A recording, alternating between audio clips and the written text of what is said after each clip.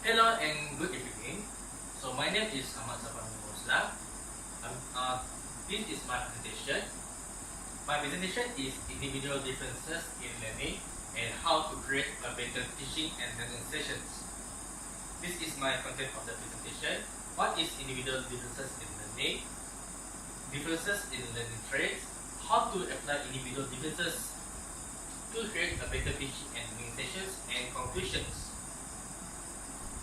Okay, this is my own definition of the learning individual differences.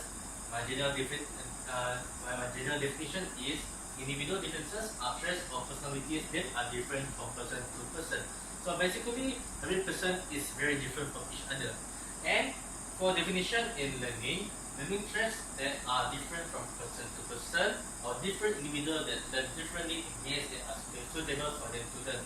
So basically, every person learn in a different ways with their own different personalities. For individual differences in learning, it is called differences in learning traits. And these are the learning traits. The first one is the learning style. Learning style is the preferred way for an individual to learn or gain information. And the second one is the personalities. Personalities is a trait or a behavior that promotes learning in an individual. And the last one is the prior knowledge. Prior knowledge is the background information or an established knowledge on what is individual and what an individual is going to learn. How to apply individual differences to create a better teaching and learning? Okay, there are 4 ways or 4 steps that I can show you. The first one is know your students' learning style. The second one is the group the students accordingly, that is differentiated learning. And the third one, diversify the teaching methods. And the last one is use Bloom taxonomy of learning objective as the learning task. Okay, the first one is know your students' learning style. How to know? We can know the learning style through analyzing their strengths and weaknesses in a lesson. The second one is ask what they like and dislike in a lesson. Basically, we can done this at the end of the lesson as our own reflections in a lesson. The third one is know when they are interested and lost interest in a lesson by observing their own behavior. We can know they are interested when they pay attention in the class, or when they are lost interest in a lesson when they misbehave or disrupt the lesson. The last one is hand out a survey towards the students.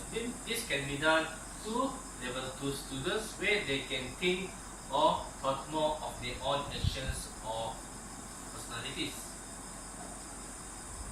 Okay, the second way is group the students accordingly. We can group the students accordingly according to their learning style, according to their personalities, and according to their prior knowledge.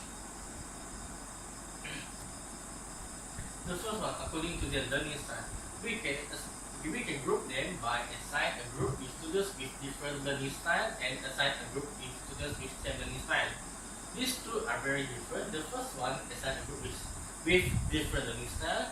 The advantages of this is we can assign different roles to each student in a group, and each student can contribute to process of learning through different tasks given by the teacher. And this can maximize the learning potential, which each person can play a different role in the group. So each person that are very active in the learning. And if we assign a group with the same learning style, we can diversify the tasks given to each different group. So basically, each group do a different thing. But at the end of the lesson, they can share what they know or what knowledge they have gained from the task that has given to them.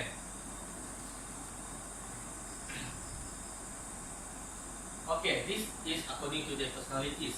If we group them according with a mixed personalities group, we can boost confidence of high anxiety students in a group by giving them praise or compliments to them if they have done or get information from the task given. And if we group them according to the same personalities, we can focus on the particular group that needed more improvement on their personalities or learning. And we can use certain teaching methods to improve their learning process by using a different task. Okay, group them according to their prior knowledge. If we group them with a mixed group, mixed knowledge group, each student can contribute background knowledge to the ones that lack of it. So basically, each students in a group, they help each other to understand and information more. But if we group them with same knowledge, we can use different set induction to the groups that has lack prior knowledge in the learning, and we can set a different task or assessment to measure the effectiveness of a lesson to the group. And the third one is diversify our teaching methods. The first one is use different teaching style. We can use different teaching style by using audio, visual, and kinesthetic. And we can use top-bottom or bottom-up approach. Okay, the first one is use different teaching style. We can use audio as our teaching aid. By using audio as our teaching aid, it is helpful to students that are introverted learners or high anxiety learners, and it can boost confidence to the students. The second one is by using visual aids in teaching and learning. Visual aids like pictures or text. It is useful in teaching students with an external locus control and makes processing information easier to students with high anxiety. And we can teach lesson in kinesthetic way or in hands-on way. It is very suitable to be used to active students like external locus control and hands-on learning that are suitable with low anxiety pupils or students. And by using top-bottom or bottom-up approach, it is very useful to breaking down complex information and is very suitable to use to learners which are field-dependent or introverted learners, and is very helpful in solving problems in a certain situations given by the teacher. By using the bottom-up, it is very useful to search for meaning from implicit to explicit, and is very suitable to use to learners which are field-independent or extroverted learners. It also is helpful in teaching complex information to the students. Okay, the fourth one is we can use Bloom taxonomy of learning objective. This is suitable for the learning task. There are 6 stages of Bloom taxonomy of learning objective. The basic one is the knowledge, comprehension, application, analysis, synthesis, and for the highest one is evaluation. For knowledge, we can use recall of information. We can recall back the lesson that the people said they have learned from previous days or previous weeks to establish the prior knowledge among the students. And we also can list, we also can do listing what the people have learned from the previous lesson. Comprehension is to use to make the pupils or students understand more. The first one, we can make pupils understand more by discussion. Discussions can be done among students in a group or in an individual. The second one is demonstration. Demonstrate the steps of a process in a lesson as by teacher as the role model or the initiator of the lesson. And the third one is the summarization. Summarization can be used at the end of the lesson to summarize the learning of the learning of the lesson. Application. Application can be used in problem solving. We can know how to apply knowledge to solve the problems in the lessons. If the teacher is giving the students a certain situation, and the teacher can ask the students to solve the problems by using the knowledge that they have gained, and by using experimenting. By using the knowledge to gain to solve problems through experimenting. This is suitable for the science subjects. And this is analysis. Analysis is we can use analysis by using identifying, by breaking down problems identifying a certain amount of information, or by using mind map, where we can break down information to make learning easier. And synthesis. Synthesis is creating some new knowledge or new information. We can use synthesis by using predicting.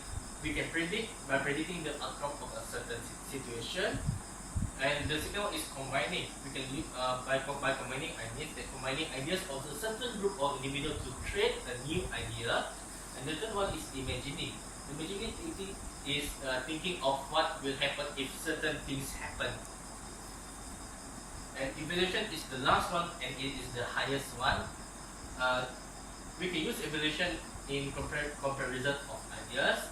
Different ideas compared with each other, making a judgment of the content of the ideas based on the certain criteria given, and it is also is a conclusion.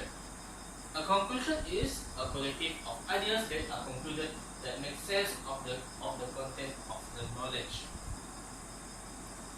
Okay, this is my conclusion. Each individual has different kinds of learning traits according to their different learning styles, personalities, and prior knowledge. Teaching methods need to be adapted and adopted according to each different student's needs. And the third one is Bloom's taxonomy is crucial to differentiate different learning capabilities of different individuals through the learning tasks given by the teachers. And that's all. Thank you.